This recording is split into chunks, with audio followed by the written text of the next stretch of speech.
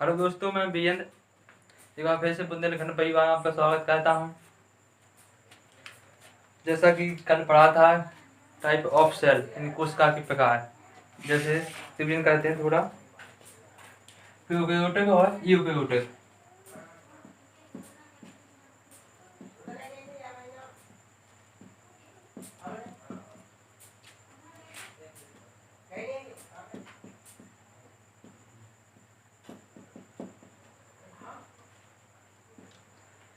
Prokaryotic जैसे prokaryotic में जैसे देखा था आपने बैक्टीरिया।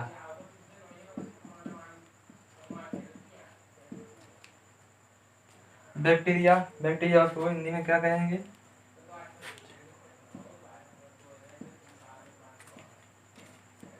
जीवाणु। और प्रोटोजोआ।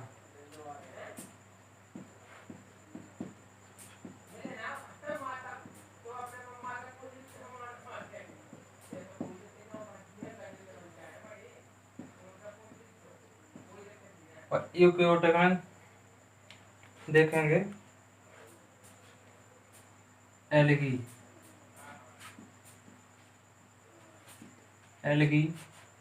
फंजाई। एल्गी को हिंदी में बोला जाए शैवाल, फंजाई को बोला जाए कवक। जैसे प्रोकैरियोटिक में जो बैक्टीरिया है, बैक्टीरिया एनिसेलुलर है यानी एक कोशिकीय है, ठीक है। और प्रोटोजोआ भी यूकैरियोटिक में आता है। और यूकैरियोटिक की बात करी जाए तो यूकैरियोटिक में एल्गी और फंजाई, यानी आदि आते हैं, ठीक है। यानी एक क्वेश्चन अभी पूछा गया था कमेंट में कि बैक्टीरिया एनिसेलुलर है या मल्टीसेलुलर है, ठीक है। तो आपको बता दें कि बैक्टीरिया एनिसेलुलर मतलब एक कोशिकीय जीव है, ठीक है। अब इससे आगे करते हैं।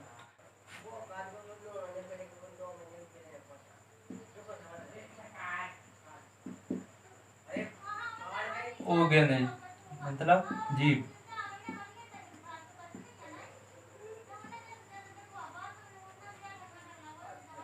जीव को देखा जाए तो जीव को दो पार्ट में डिवाइड करते हैं।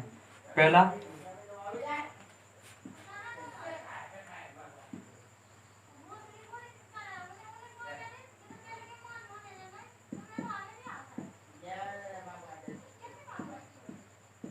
यूनिसेलुलर और दूसरा पार्ट देखेंगे मल्टीसेलुलर।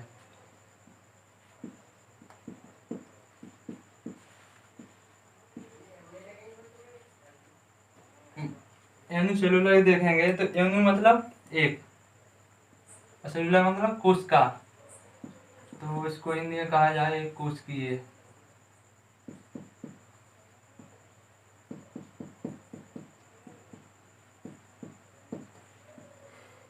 मल्टीसेलुलर मतलब मल्टी माने मैनी, सेलुलर माने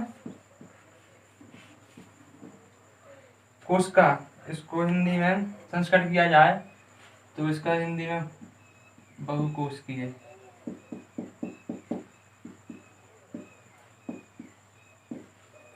तो एक कोशिकीय और बहुकोशिकीय। तो एक कोशिकीय में आपको क्या क्या आता है, जैसे ग्रीन ब्लू एल्गी और बैक्टीरिया, ठीक है। ग्रीन ब्लू एल्गी और बैक्टीरिया और प्रोटोजोआ।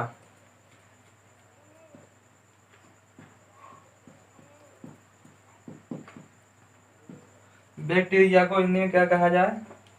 जीवाणु।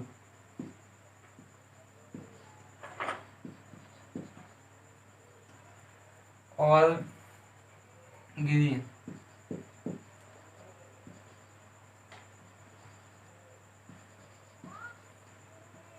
एल्गी यानी इसको ब्लू ग्रीन एल्गी को निराहित शैवाल।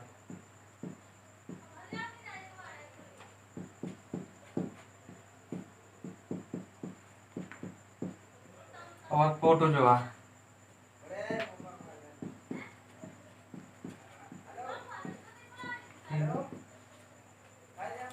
और मल्टी सेलुलर की बात की जाए तो मल्टी सेलुलर माना वो उसकी है, तो इसमें जैसे एनिमल है और एल्गी है, फंजाई है, प्लांट है आदि आते हैं। इसमें देखेंगे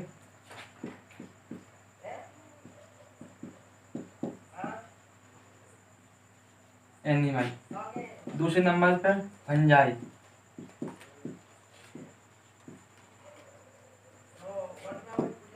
तीसरे नंबर पे देखेंगे प्लांट,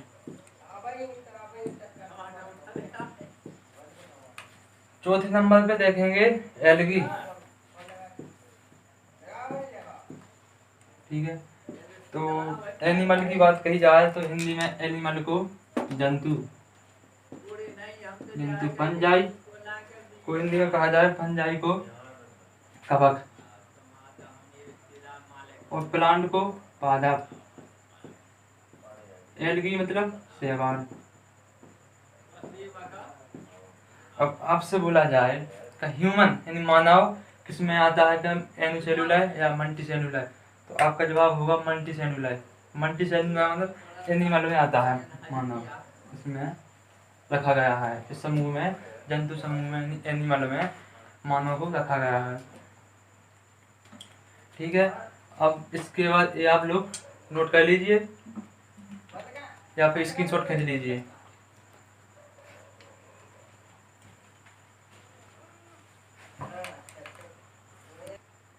जैसे आपने देख लिया यूनिसेलुलर और मल्टी सेलुलर, इसके आगे होगा नेक्स्ट हेडिंग प्रोटोप्लाज्म।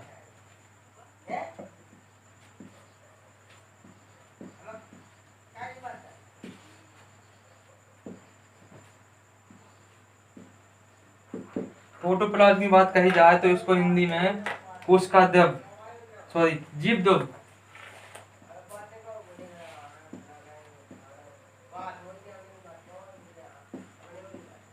प्रोटोप्लाज्म को हिंदी में जीव द्रव कहा जाता है। जीव द्रव क्या है, तो जैसा कि यहाँ देखेंगे, माना कि ये कोशिका है, कोशिका के अंदर ये पदार्थ है,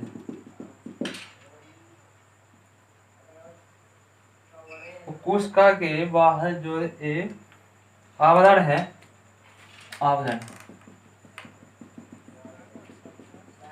आवरण है, इसको कहते हैं जीव द्रव।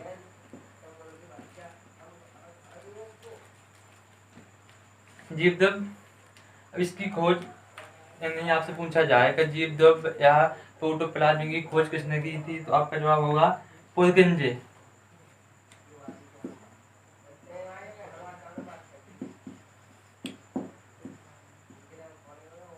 यानी प्रोटोप्लाज्म की खोज वैज्ञानिक हैं पुरकिंजे। यानी एक पदार्थ है ना, एक कोशिका के अंदर एक पदार्थ, एक कैसा है, पारदर्शी है,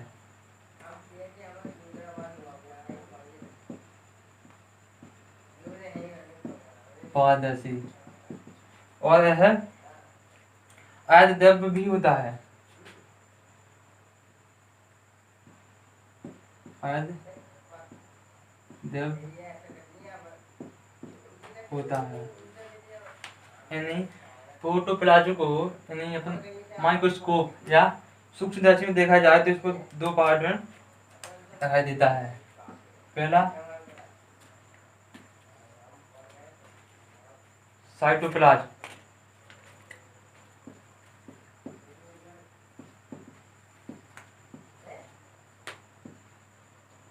साइटोप्लाज्म को हिंदी में कहा जाए कोशिका द्रव।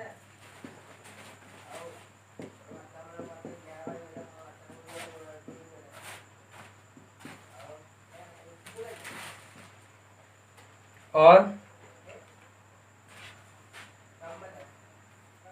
दूसरा पार्ट कोशिकांग।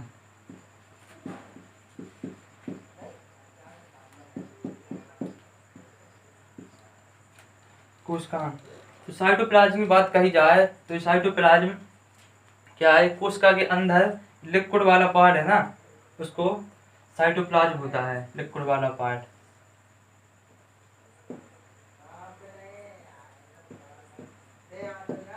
लिक्विड लिक्विड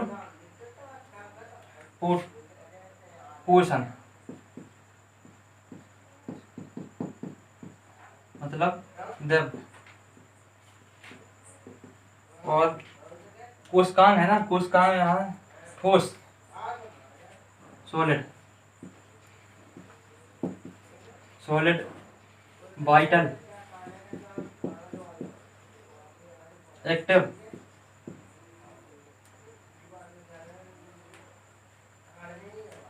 सॉलिड की बात कही जाए, सॉलिड को हिंदी में ठोस कहा जाता है। वाइटल की बात कही जाए, वाइटल मतलब जीवित।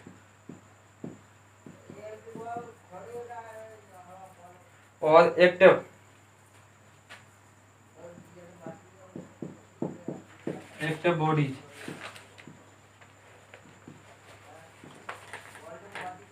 मतलब एक्टिव बॉडी को हिंदी में कहा जाए सक्रिय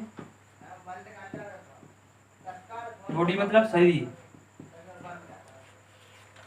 तो प्रोटोप्लाज्म की बात कही जाए, प्रोटोप्लाज्म मतलब जीवद्रव। जीवद्रव को दो पार्टों में प्रोटोप्लाज्म की खोज पोयपिंजन की थी। इसको दो भागों में बांटा गया है, कोशिका द्रव और कोशिकांग में। कोशिका के अंदर जो द्रव भरा है उसको कोशिकांग कहा जाता है, और कोशिका के अंदर ठोस मतलब सॉलिड और वाइटल और एक्टिव बॉडीज है उसको कोशिकांग कहा जाता है। यानी आपसे कहा जाए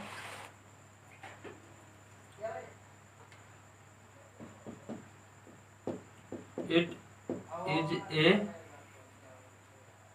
इज ए फिजिकल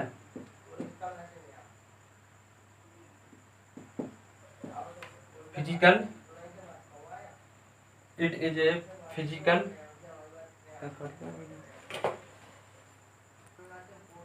जैसे आपसे कहा है it is a physical basic of life, basic of life, यानी it is a physical basic of life. यानी हिंदी में कहा जाए इसको, यह जीवन की भौतिक आधार है।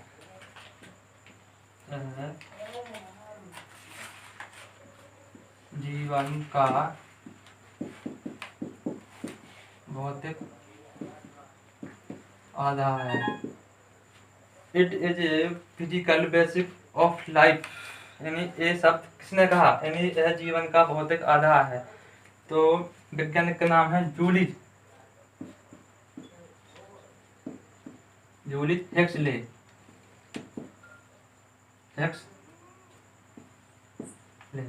हेक्सले यानी आपसे कहा जाए जीवन का भौतिक आधार क्या है, तो आपका आंसर होगा प्रोटोप्लाज्म, यानी कोशिका सॉरी जीवद्रव, प्रोटोप्लाज्म।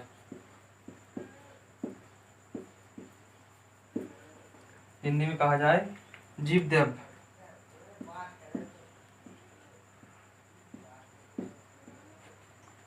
यानी आपसे कहा जाए it is a physical basic of life, तो आंसर होगा प्रोटोप्लाज्म यानी जीवद्रव।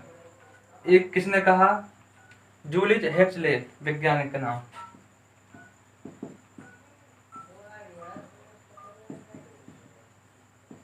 यानी आपसे कहा जाए it is a basic of life, यानी जीवन का आधार। It is a basic of life, तो आपका आंसर क्या होगा, यानी आपसे कहा जाए it is a basic of life, यानी जीवन का आधार।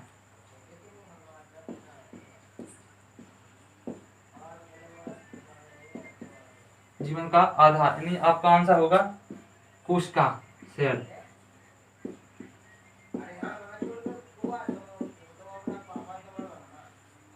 ठीक है,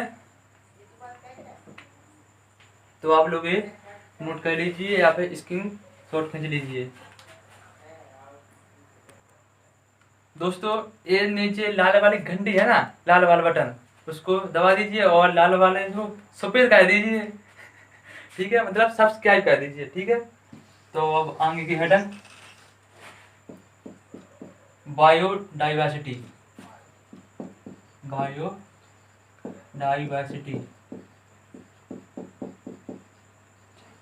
डाइवर्सिटी, ठीक है। तो इसको हिंदी में कहा जाए जैव विविधता।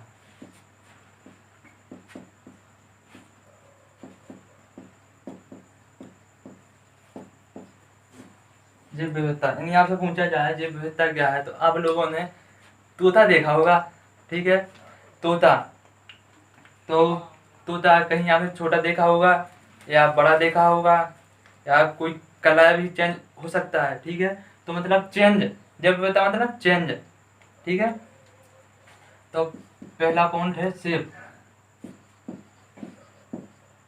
दूसरा शेप, मतलब शेप को हिंदी में कहा जाए आकार।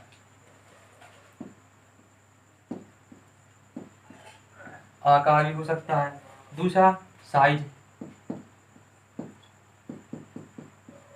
तीसरा कलर्स।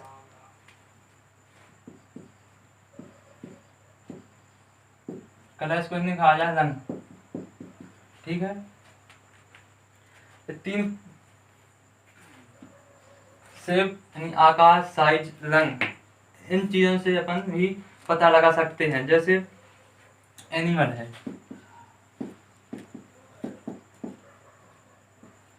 एनिमल। दूसरे नंबर पे प्लांट। तीसरे नंबर पे है सूक्ष्म जीव।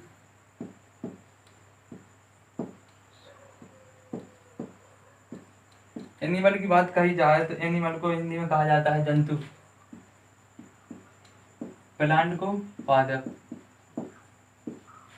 यानी आपसे पूछा जाए सूक्ष्म जीव क्या है, यानी सूक्ष्म जीव है ऐसे जीव जिनको हम सूक्ष्मदर्शी द्वारा देखते हैं।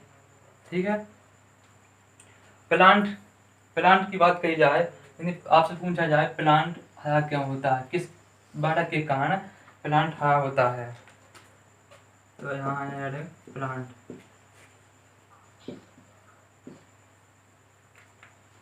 पादप।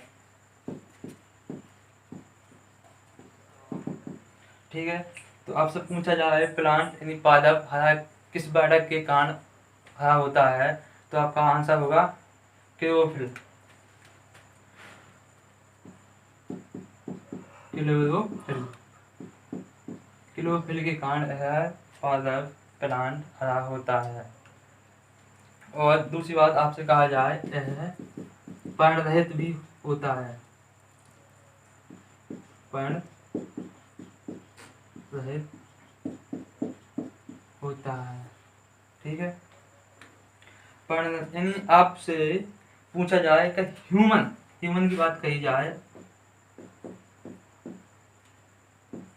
ह्यूमन को हिंदी में कहा जाता है मानव।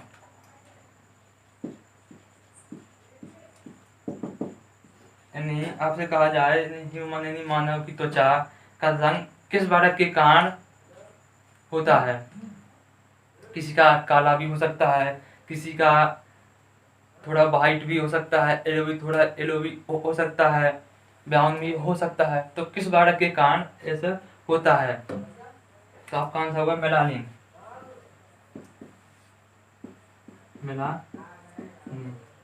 मेलानिन बाधक। यानी आपसे पूछा जाए ह्यूमन की त्वचा का रंग किस बाधक के कारण निर्भर करता है, मेलानिन। मेलानिन जैसे आपसे पूछा जाए ब्लैक भी हो सकता है, वाइट भी हो सकता है, येलो भी हो सकता है, चौथा ब्राउन भी हो सकता है। ब्राउन आपको ज्यादातर इंडिया में देखा जाते हैं, इंडिया मतलब बाहर।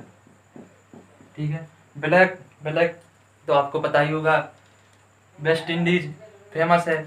ठीक है, और वाइट, वाइट आपको रूस देखा जाता है। रूस में ज़्यादातर लोग रूस में है वाइट।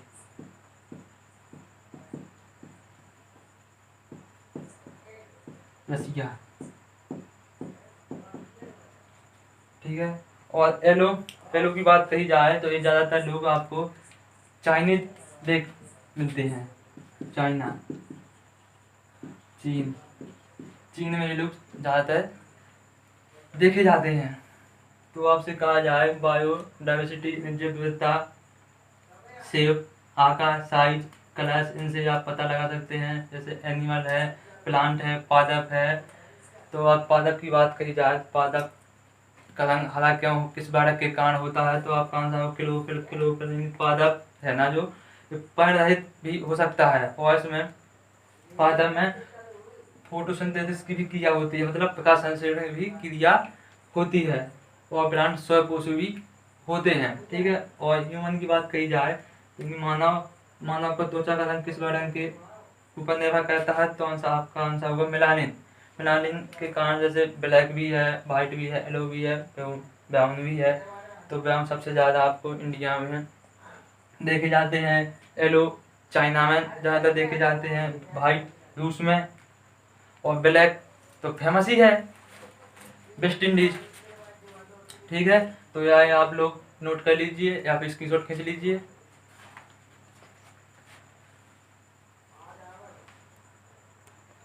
ठीक है दोस्तों, तो आज की क्लास यहीं पर समाप्त करते हैं, और आप कल क्लास होगी, ठीक है। और चैनल को सब्सक्राइब करें, लाइक करें, कमेंट करें और शेयर करें।